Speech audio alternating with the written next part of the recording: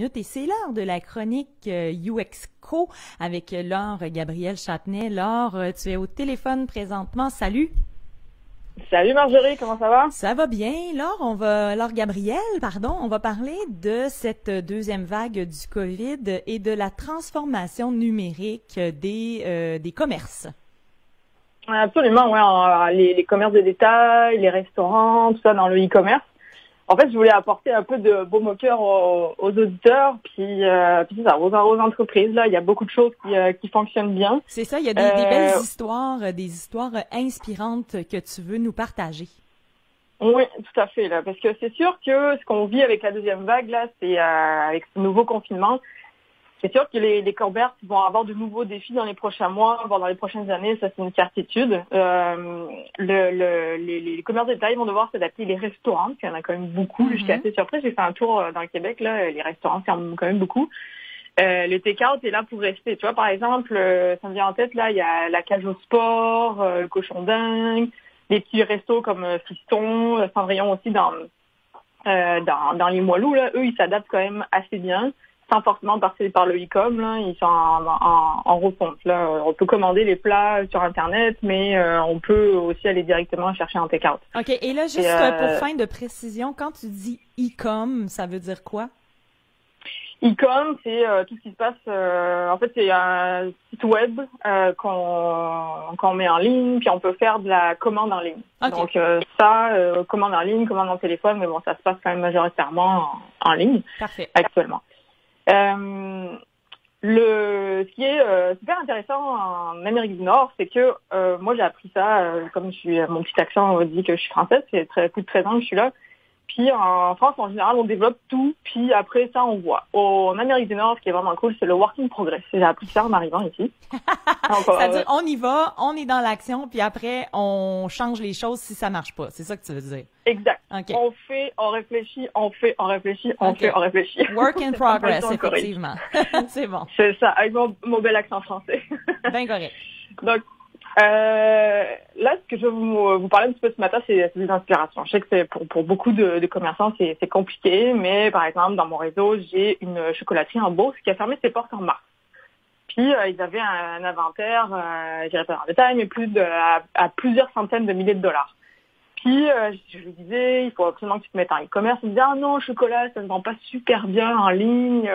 C'est pas des boulons, c'est pas une quincaillerie qu'on a. Je dis, OK, ben, essaye au moins quand même. Ben oui, on va voir. Finalement, ben ouais, c'est ça, on va voir. Puis finalement, par la force du e-commerce, elle a vendu tout son inventaire pendant le temps de Pâques, qui avait quand même, c'était vraiment assez impressionnant. Il a réussi, parce que lui, il avait mis tout son staff là au chômage, en fait, là, comme beaucoup ont fait, parce qu'il savait pas ce que ça allait donner.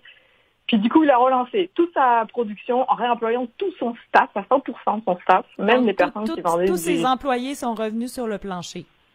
Absolument. Et il a poursuivi ses ventes, il a relancé sa production et il a fait plus que doubler en fait l'inventaire qu'il avait. Wow, c'est très en vente. Ouais. Et alors c'était un site web qui est pas, moi j'appelle ça un stock qui ne casse pas trois pattes à un canard. Donc c'est pas un site web absolument extraordinaire où il investit plusieurs centaines de milliers de dollars. Là. C'est vraiment comme un truc de base. Ouais, c'est un genre de template Shopify, WebSelf, Wix, là, puis il a mis ça en ligne. Mais c'est fascinant. Ouais, c'est super intéressant. Puis là, maintenant, sa mentalité, c'est OK, comment je peux être le meilleur en référencement? Puis là, la première brique a été mise. Donc, je trouve ça vraiment hot. Là, ce qu'il a fait, là, t'as une histoire aussi de pépinière. Ouais, la pépinière. Alors ça, c'est vraiment super intéressant parce que même moi, je pensais pas que ça pouvait arriver, mais ils avaient un petit site web là qui était un peu croche là, mais au temps de confinement, ils pensaient qu'ils allaient fermer tout fermer, donc le personnel allait hop au chômage. Puis finalement, ils ont été réquisitionnés comme service essentiel. Ok, ça c'est une partie. Okay. Donc là, ils ont dû restaffer. Puis, je l'appelais, il me dit, mon staff, il a beau de ça, faut vraiment que j'embauche. Parce que là, les gens, ils achètent sur Internet. Puis il me dit, vraiment tel quel, il me dit, je pensais pas que les gens achèteraient ça sur le web. Donc là, il a vendu des plants, il a vendu des graines, il a vendu des pots, il a vendu de la terre de potage pour faire des potagers. C'était non, pas pour faire des potages. Excusez. Ah, des terres de potager, ouais. Ben, après, tu peux faire des potages avec ce que tu récoltes. Oui, mais pas des potages de terre. Excuse-moi, joke plate, mais bon, fallait que je la fasse pareil.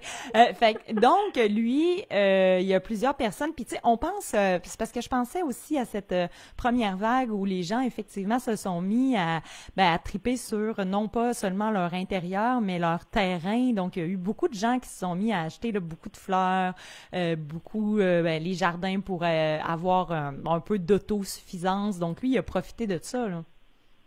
Oui, complet. Puis lui, il était pas vraiment prêt, mais il s'est adapté. D'où le fameux Work in Progress, là. C'était vraiment super intéressant parce que, en fait, les gens n'allaient pas dans sa pépinière, mais tout était vide parce qu'ils vendaient tellement sur Internet, puis ils faisaient beaucoup aussi de take-out. Ils faisaient de la livraison, parce que lui, c'est sûr qu'il était équipé aussi pour faire un peu de livraison. Mais c'était lui là, il s'est retourné sur un système. Ouais, c'est drôle parce que le chocolat, les pépinières, finalement, il n'y a pas beaucoup de domaines où le e-commerce ne fonctionne pas là. Les piscines aussi, ça fonctionne, ça a fonctionné. Ouais, alors les piscines, ça avait déjà été testé par certains de nos clients dans les années précédentes. Ça, on savait que ça pouvait se vendre en ligne, mais c'est sûr qu'avec le réchauffement climatique, du moins le dérèglement climatique. Ouais. C'est sûr, ça amène tout un lot de surprises l'été, là. Fin mai, là, les piscines ont explosé puisqu'on a eu les premières canicules. Puis les gens achetaient directement les kits chez les fabricants ou dans certaines quincailleries aussi qui vendent des piscines là en B2C, du moins au commerce de détail, monsieur nomme tout le monde. Les fabricants de meubles aussi, c'était vraiment assez impressionnant parce que mettons, acheter un canapé en ligne, alors tu l'as jamais essayé, tu sais pas le molleton, tu sais pas, les gens achetaient ça aussi en ligne. Donc, il y a plus vraiment de barrière au e-commerce. Des gens qui achètent aussi chez les fabricants directement de poêles à bois. En général, tu veux toucher ton poêle à bois, tu veux voir comment ça s'ouvre. Puis c'est lourd aussi à installer quand même, là. Ben non, les gens, ils achètent ça, ils se font livrer, puis après, ils rentrent le poêle à bois par leurs propres moyens, là. Eh ben c'est ça. Puis il y a plusieurs personnes qui se sont justement éduquées grâce à ça aussi, qui avaient jamais fait de commande en ligne, puis là qui se sont dit là on a presque plus le choix, donc on va s'y mettre et on va explorer les différentes plateformes. Il y a un domaine moi que je n'aurais pas soupçonné qui aurait pu qui peut être sauvé d'une certaine façon grâce au commerce en ligne. Et là tu vas nous parler d'un salon de coiffure. Mais là tu sais moi dans ma tête ça marche pas là, c'est impossible. Là. Ben, ça fait un moment de dire qu'il y a certains salons de coiffure qui vendent en ligne des produits, tout ça. Puis, les salons de coiffure, j'ai appris ça assez récemment. Là, certains salons de coiffure ont vendu des produits en ligne, donc des produits, des shampoings, des soins.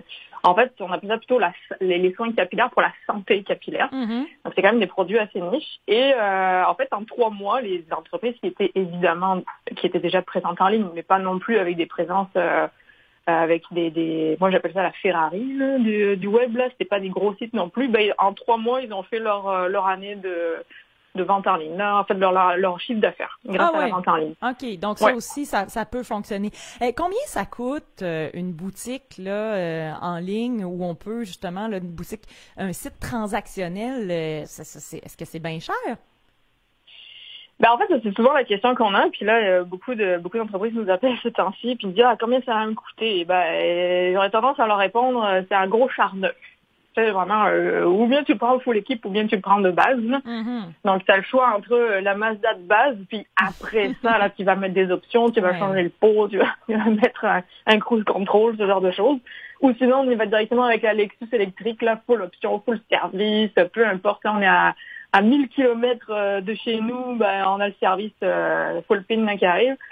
Donc, ça coûte, on va dire, entre 25 000 puis 100 000 $. Mais en moyenne, on va dire que c'est un 40 000. Ben, c'est 100 000, ben, c'est sûr que ça peut être un 300, 500 000, là, mais c'est à peu près ça. On va dire que c'est un gros char neuf, c'est à peu près 48 $ pour le premier effort. Donc, mettre le site.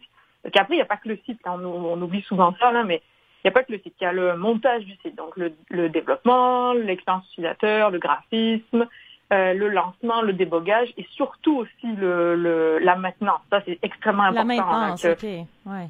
Ben, si maintenant il y a un bug sur le site, tu veux pas te débrouiller tout seul parce que tu connais rien. Donc, il faut absolument que celui qui a monté le site maintienne ton site aussi. Après, il y a tout ce qui est référencement naturel sur Google. Nous, dans notre jargon, on appelle ça le SEO. Jean-Michel avait déjà fait une chronique là-dessus Oui, mais ça fait trop longtemps. Les auditrices et les auditeurs se souviennent peut-être pas.